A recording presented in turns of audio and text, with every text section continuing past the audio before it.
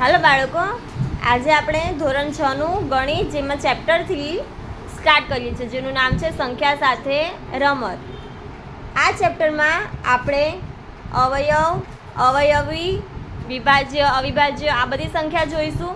તેમાં સૌથી પહેલાં આપણે અવયવ જોઈએ. અવયવ કોને કહેવાય બાળકો? પહેલાં તો આપણને એ ખબર હોવી જોઈએ કે અવયવ કોને કહેવાય. હવે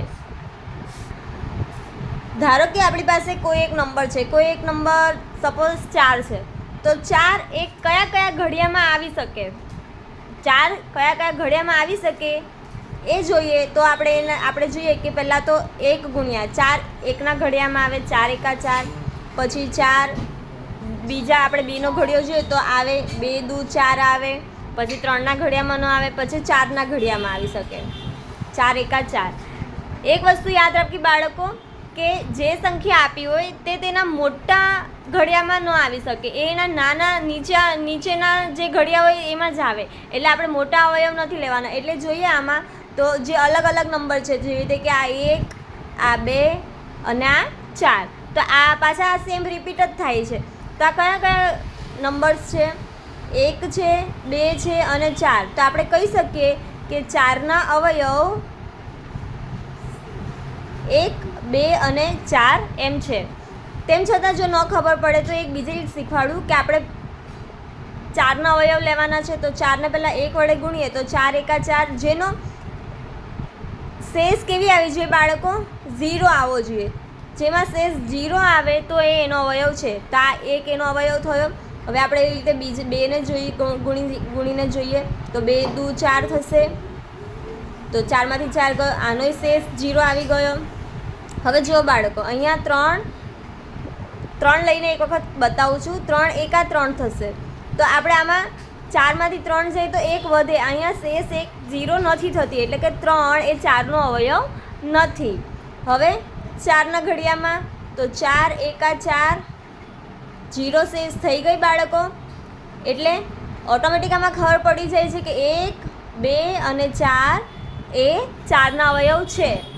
જ્યારે હવે 4થી જેમ જેમ આગળ વધીએ એમ મોટી સંખ્યા થતી જાય, એટલે એ કોઈ દિવસ એના અવયવ ન હોય. અવયવ બાળકો જે સંખ્યા આપ્યું એનાથી નાના જોઈ શકે. એટલે આપણે કહીએ તો 4ના અવયવ કયા કયા છે? 1, 2 અને 4. આ એક ઉદાહરણ સમજાવ્યું કે અવયવ આને કહેવાય. હવે આપણે બીજો ટોપિક લઈએ, અવયવી. શું લઈએ? અવયવી. તો અવયવી એટલે એક 4નું જ લઈએ આપણે, ઉદાહરણ તરીકે 4 લઈએ કે 4ના અવયવી લખો.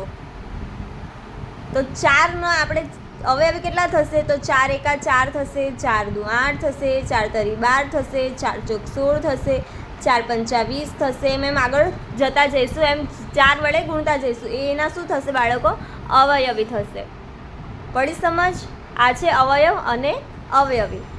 હવે આપણે અવિભાજ્ય સંખ્યા જોઈએ. કઈ બાળકો?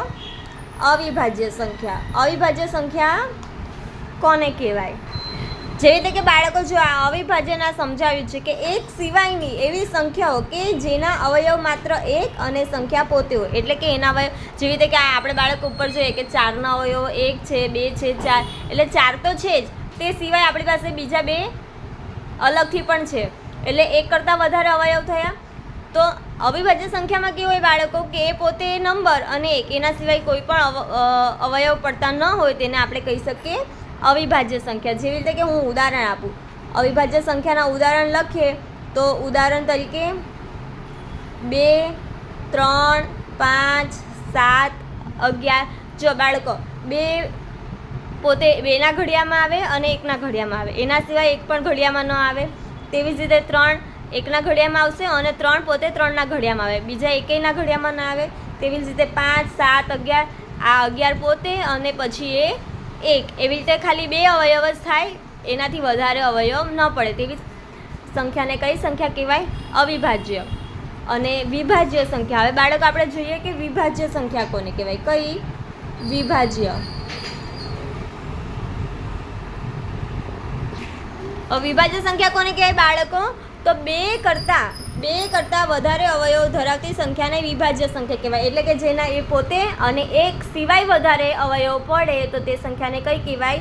વિભાજ્ય સંખ્યા. એક પોતે એ નંબર અને બીજો એક, એના સિવાય વધારે અવયવ પડે તો એને કહેવાય વિભાજ્ય સંખ્યા. હું એના ઉદાહરણ લખું બાળકો, તો 4 ઉદાહરણ તરીકે 4, 6, 10, 12 એમ આગળ જતા જાય. આ શું છે? વિભાજ્ય સંખ્યાના ઉદાહરણ. આ બાળકો સમજવું છે. આપણે સ્વાધ્યાય સ્ટાર્ટ કરીએ એ પહેલાં. હલો બાળકો, આપણે આ સ્વાધ્યાય 3.1 જોઈએ, જેમાં પહેલો પ્રશ્ન છે સંખ્યાઓના તમામ અવયવો લખવાના છે. આપણે તમામ અવયવો લખવાના છે. એમાં આપણે પહેલો દાખલો જોઈએ. આપણે શું સ્વાધ્યાય 3.1 એમાં આપણે પહેલો દાખલો જોઈએ. શું છે? 24. 24ના અવયવ આપણે 1થી સ્ટાર્ટ કરીએ તો 1 ગુણ્યા 24 થશે બાળકો. પછી 2 તો 12 દુ 24 થશે. પછી 3 તો 3 અઠામ 24 થશે. 4 તો 6 ચોક 24 એટલે કે 4 છંગ 24. હવે 5ના ઘડિયામાં 24 ના આવે બાળકો. આના માટે અવયવ અને અવયવી માટે આપણે એક વસ્તુ આપણને આવડવી જોઈએ, ચાવીઓ. જે ચાવીઓ આપણે બધા આંકડાઓની ચાવી આવે તો આપણને એનાથી ઇઝીલી ખબર પડે કે કયા ઘડિયામાં કયો નંબર આવી શકે છે. હવે 5ની ચાવી શું છે કે 5ની ચાવી એ છે કે 5ની ચાવી માટે સંખ્યાનો એકમનો અંક 0 અથવા 5 હોવો જોઈએ, તો આપણે 5 વડે ભાગી શકીએ. હવે જો અહીંયા આપણને એકમનો અંક 4 છે એટલે કે આપણે 5 વડે ન ભાગી શકીએ, એટલે કે 24ને 5 વડે ન ભાગી શકાય. તો હવે 6ની વારી લઈએ તો 6 ચોક 24. હવે બાળકો જો સેમ રિપીટ થશે. હવે 7ના ઘડિયામાં પણ ન આવે, 8ના ઘડિયામાં પણ આવશે તો 8ના ઘડિયામાં પાછું રિપીટ થાય છે. પછી 9ના ઘડિયામાં નથી આવતું, 10ના ઘડિયામાં ન આવે, 11ના ઘડિયામાં ન આવે, 12ના ઘડિયામાં આવશે તો પાછું રિપીટ થાય છે. એટલે આપણે અહીંયાથી સ્ટોપ થઈ જવાનું. તો આપણે એના અવયવ લખીએ. તો જે અલગ અલગ બધા એક વખત નંબર લખવાના છે. 1, 2, 3, 4, 6, 8, 12 અને 24. તો આપણા 24ના અવયવ છે 1, 2, 3, 4, 6, 8, 12 અને 24. હવે આપણે બીજો દાખલો જોઈએ. શું છે? 15. હવે આપણે 15ના અવયવ તો એકના ઘડિયામાં 1 ગુણ્યા 15. પછી હવે 2 તો બાળકો 2ની ચાવી આવડવી જોઈએ કે 2 કોના વડે ભાગી શકાય. તો 0, 2, 4, 6, 8 હોય ત્યારે આપણે 2 વડે ભાગી શકીએ. એકમનો અંક 0, 0, 2, 4, 6, 8 હોવો જોઈએ. અહીંયા એકમનો અંક 5 છે એટલે આપણે 2 વડે ભાગી ન શકીએ. હવે 3 તો 3ની ચાવી શું છે બાળકો? 3ની ચાવી એ છે કે આપણે જે નંબર હોય તે બધા નંબરનો સરવાળો કરવાનો. જે નંબર આવે એને 3 વડે ભાગી શકીએ તો આપણે આખા નંબરને 3 વડે ભાગી શકાય. જેમ કે આ 1 ને 5 છે એટલે 1 + 5 6 થાય. તો 6 3ના ઘડિયામાં આવે?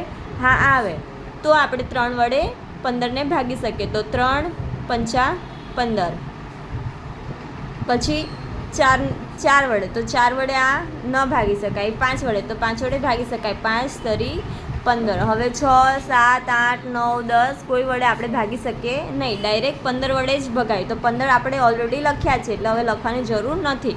તો આપણા 15ના અવયવ થઈ ગયા. 15ના અવયવ કેટલા છે બાળકો? 1, 3, 5 અને 15. 1, 3, 5 અને આ બંને કોમન છે એટલે નથી લેવાના અને ડાયરેક્ટ 15 લેવાના છે. હવે આપણે ત્રીજો દાખલો જોઈએ. 21. તો 1 ગુણ્યા 21. હવે 2થી ન ભાગી શકીએ. 3થી 7 તરી 21. 4થી ન ભગાય, 5થી પણ ન ભગાય, 6થી નહીં, 7 તરી 21. તો બાળકો 7 આવી ગયો છે. 7 તરી 21 અને પછી ડાયરેક્ટ 21 વડે જ ભાગી શકાય. તો હવે એના બીજા અવયવ નહીં પડે. તો 21ના અવયવ છે 1, 3, 7 અને 21. હવે આપણે આગળનો દાખલો જોઈએ. શું છે? 27. તો 1 ગુણ્યા 27. 2 વડે નહીં, 3 વડે ભાગી શકીએ. 3 × 9 = 27. 4 વડે ન ભગાય, 5 વડે પણ ન ભગાય, 6 વડે નહીં, 7, 8 ન ભાગી શકીએ. હવે ડાયરેક્ટ 9 વડે જ ભાગી શકાય. તો 9 તારી 27 છે જ, તો આપણે લખવાની જરૂર નથી. તો ડાયરેક્ટ લખી દઈએ. 27ના અવયવ કયા છે બાળકો? 1, 3, 9 અને 27. હવે આપણે આગળ જઈએ. પાંચમો શું છે? 12. તો 12 અવયવ બાળકો પડશે 1 ગુણ્યા 12, 2 છંગ 12, 3 ચોક 12.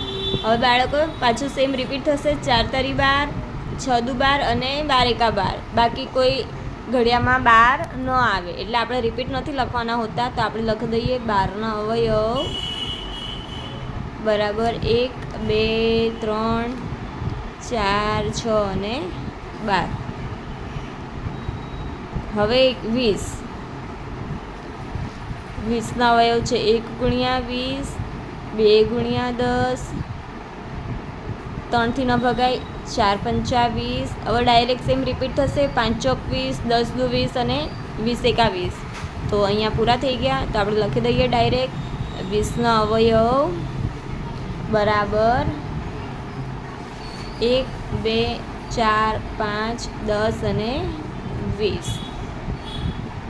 હવે છે 18.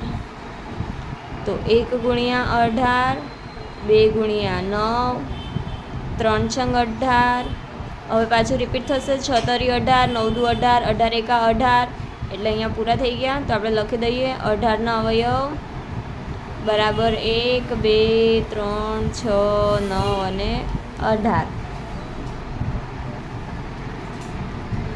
23 બાળકો 23 અવયવ પડશે 1 ગુણ્યા 23, એકના ઘડિયામાં અને તે એ જ પોતે. હવે 23 બીજા કોઈ ઘડિયામાં નથી આવતા તો 23 અવયવ ખાલી 2 જ પડે. 23 અવયવ બરાબર 1 અને 23 2 જ છે. 23 બીજા કોઈ ઘડિયામાં નથી આવતું. હવે 36 તો 1 ગુણ્યા 36, બીજું 2, 18 તો 36 થશે, 3 થી પણ થશે, 12 તરી 36, 4 થી પણ થાય, 9 ચોક 36, 5 થી ન થાય, 6 થી થશે, 6 છંગ 36, 7 થી ન થાય, 8 થી પણ ન થાય, 9 થી થશે તો 9 થી થાય તો રિપીટ થઈ ગયું. પછી ડાયરેક્ટ 12 થી થાય, 18 થી થાય ને 36 થી પછી રિપીટ થાય છે એટલે લખાઈ ગયા. એટલે 36 અવયવ બરાબર 1, 2, 3, 4, 6, 9, 12, 18 અને 36. બાળકો હવે બીજો પ્રશ્ન છે પ્રથમ 5 અવયવી લખવાના. શું છે? અવયવી લખવાના છે. તો આપણે અવયવી લખીએ. પ્રશ્ન 2 અવયવી લખો.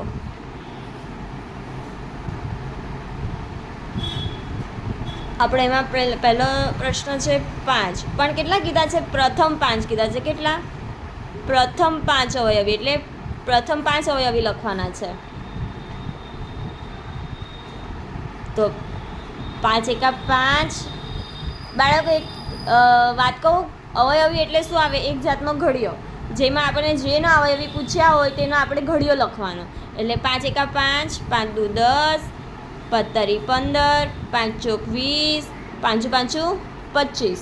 આ એના અવયવી થયા. 5ના અવયવી બરાબર 5, 10, 15, 20 અને 25. તેવી જ રીતે 8 છે તો 8ના અવયવી થશે 8 એકા 8, 8 દુ 16, 8 તરી 24, 8 ચોક 32, 8 પંચા 40. હવે આપણે ત્રીજો પૂછ્યો છે 9. તો 9ના અવયવી છે 9 એકા 9, 9 દુ 18, 9 તરી 27, 9 ચોક 36, 9 પંચા 45. આ 9ના અવયવી છે. હવે બાળકો આપણે ત્રીજો પ્રશ્ન જોઈએ. શું કીધું છે? આપણે જોડવાનું છે ઊભી હરોળ 1, ઊભી હરોળ 2. હવે આપણે જોઈએ કે આ 35 આપ્યા છે, આમાંથી એનો સાચો જવાબ કયો છે? 35 એ 70 નહીં, સોરી. અને ચોથો પ્રશ્ન કીધો છે 100 સુધીના 9ના અવયવી શોધવાના. શું છે બાળકો? 9ના અવયવી. હવે હું તમને કીધું એમ કે અવયવી શું એટલે કે એક જાતનો ઘડિયો. એટલે આપણે 9ના ઘડિયામાં 100 આવે ત્યાં સુધી લખવાના છે. તો આ શું છે? ચોથો. તો આપણે લખીએ અહીંયા 9 એકા 9, 9 દુ 18, 9 તરી 27, 9 ચોક 36, 9 પંચા 45, 9 છંગ 54, 9 સત્તામ 63, 9 અઠામ 72, 9 9 81. બાળકો હવે 9 દાન 90 થાય. પછી 10 સુધી થઈ ગયા. હવે આગળ જોવું હોય તો 9 11 એટલે કે 11 9 99 થયા. હવે શું થાય? 12 9 108 થાય, જે 100 કરતાં વધી જાય બાળકો. એટલે આપણે નથી લખવાના, આપણે ક્યાં સુધી લખવાના છે? ખાલી 100 સુધી, અને કાં તો એનાથી અંદર આવી જાય, 100ના અંદર આવી જાય ત્યાં સુધી, પણ 100થી વધવાનું નથી. એટલે આપણે અહીંયા આવી ગયા 99, તો હવે 12 આગળ વધવાનું નથી. એટલે આ શું થઈ ગયા? 9ના અવયવી.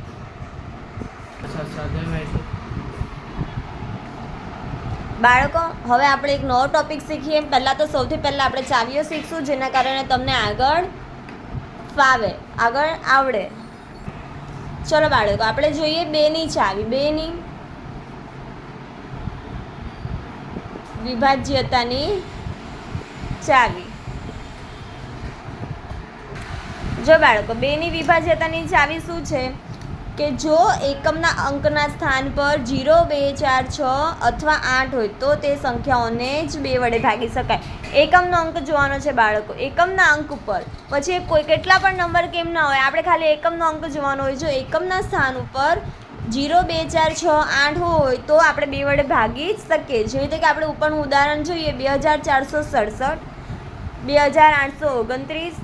હવે આમાંથી આપણે એકમનો અંક જોઈએ. અહીંયા એકમનો અંક 7 છે, અહીંયા એકમનો અંક 9 છે. જો આમાં આવે છે 7 કે 9? ના.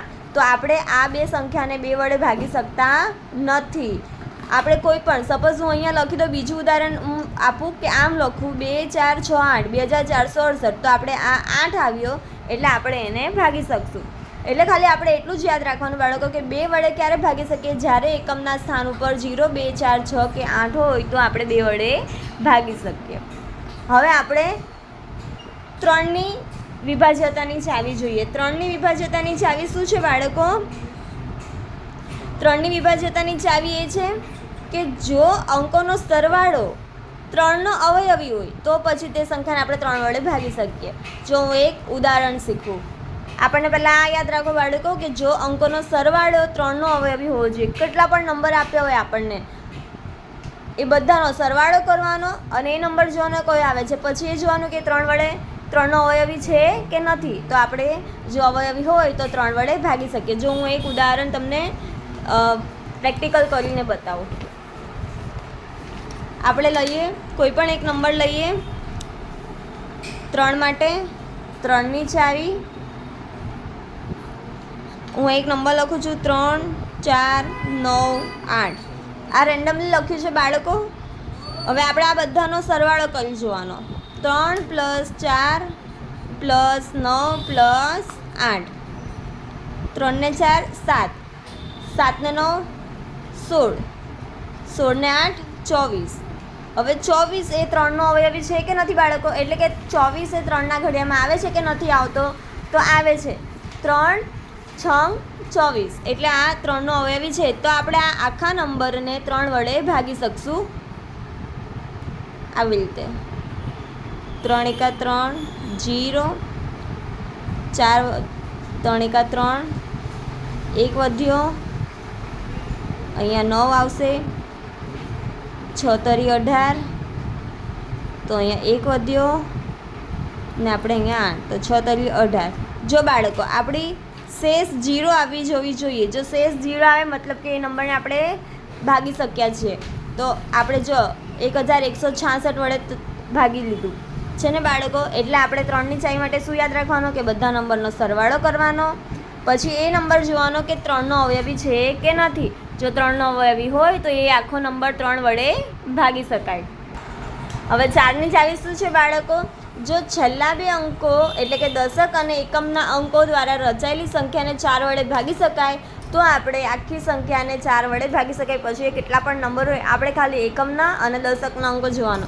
જો એકમ દશકનો અંક 4 વડે ભાગી શકાતો હોય તો આપણે આખી સંખ્યાને 4 વડે ભાગી શકીએ. જો હું તમને એક ઉદાહરણ આપું, આપણે અહીંયા ઉદાહરણ આપ્યા છે 3516, 9532. આપણે એકમ દશકનો અંક જોવાનો છે બાળકો. એકમ દશકનો અહીંયા છે 16, તો 16ને આપણે 4 વડે ભાગી શકશું? હા, 4 × 16. તો આપણે 3516ને 4 વડે ભાગી શકશું.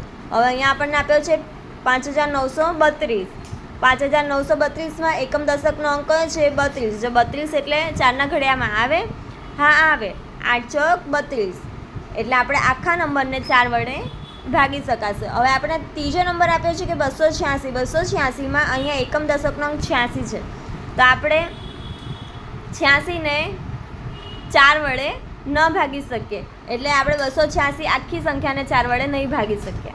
આપણે 4 માટે યાદ રાખવાનું છે કે એકમ દશકનો અંક 4 વડે ભાગી શકાતો હોય તો આપણે આખી સંખ્યાને 4 વડે ભાગી શકશું.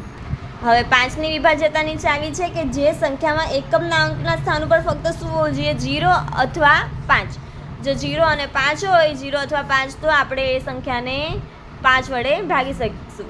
હવે આપણે જો ઉદાહરણ આપ્યું છે, આપણને ગમે તેટલી મોટી રકમ આપી હોય, શું છે? 17,50,125. હવે આ આખી સંખ્યાને આપણે 5 વડે ભાગી શકાય કે નહીં, તો એ જોવા માટે શું કરવાનું? આપણે એકમનો અંક જોવાનો. અહીંયા શું આપ્યો છે? 5.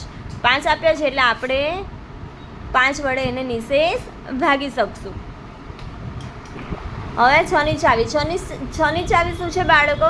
6ની ચાવી માટે આપણને જો 2 અને 3ની ચાવી આવડે તો આપણે 6ની ચાવી આવડી જાય. જો 2 અને 3 વડે ભાગી શકીએ તો આપણે 6 વડે ભાગી શકીએ. હવે 2ની ચાવી શું હતી કે 0, 2, 4, 6, 8 હોય તો આપણે 2 વડે ભાગી શકીએ. અને 3ની ચાવી શું હતી બાળકો કે બધા અંકનો સરવાળો કરીએ, જો 3નો અવયવી આવે જવાબ, તો એ શું હોય? 3 વડે ભાગી શકીએ. તો બંને વસ્તુ એકસાથે થતી હોય તો જ આપણે 6 વડે ભાગી શકીએ. હવે સપોઝ 2 વડે ભાગી શકાતું હોય પણ 3 વડે ન ભાગી શકાતું હોય તો એ 6ની ચાવી એને લાગુ પડે નહીં. અને 2 વડે ન થતી હોય અને 3 વડે પણ થતી હોય તો પણ 6 વડે ન ભાગી શકાય. બંને 2ની ચાવી અને 3ની ચાવી બંને લાગુ પડતી હોય તેવી જ સંખ્યાને આપણે 6 વડે ભાગી શકીએ. હવે આપણે આગળની ચાવી જોઈએ. 8ની ચાવી શું છે બાળકો કે 4 અથવા વધુ અંકો ધરાવતી સંખ્યાને જો 8 વડે ભાગી શકાય તો છેલ્લા 3 અંકો દ્વારા રચાયેલા સંખ્યાને 8 વડે આપણે ભાગી શકીએ. હું તમને એક ઉદાહરણ આપું. એક ઉદાહરણ છે 73,512. હવે આપણે જોઈએ 73,512માં છેલ્લા 3 અંકો 73,512. 73,500માં છેલ્લા 3 અંકો જો આપણે ભાગી શકતા હોઈએ તો આપણે આખી જેટલા પણ અંકની સંખ્યા હોય તે આપણે ભાગી શકીએ. પહેલાં આપણે 512થી ભાગીએ તો 8 × 8. આપણે અહીંયા 8 છે, અહીંયા નાનો નંબર છે એટલે આપણે 51 નંબર લેવાના છે. તો 51 અથવા 51થી નાનો આવે ત્યાં સુધી. તો 8 × 8, 8 × 16, 8 × 24, 8 × 32, 8 × 5 40, 8 × 6 48, 8 × 8 64 વધી ગયા. તો 8 × 7 56 વધી ગયા. તો 8 × 6 48 લઈએ. હવે 1માંથી 8 માઇનસ ન થાય એટલે અહીંયા 10 લીધો એટલે 11 થયા અને અહીંયા થયા 4. 11માંથી 8 જાય તો 3 અને આ 4માંથી 4 ગયા તો 0. અહીંયા 2. 8 ચોક 32. 2માંથી 2 ગયો 0. એટલે કે અહીંયા આપણે 73,512 આખી સંખ્યાને 8 વડે ભાગી શકશું. હવે આ 73,000 પહેલાં પણ આપણે સપોઝ કેટલી પણ રકમ લખી હોય તો અહીંયા 12 લખીએ, ગમે તે એટલી હોય.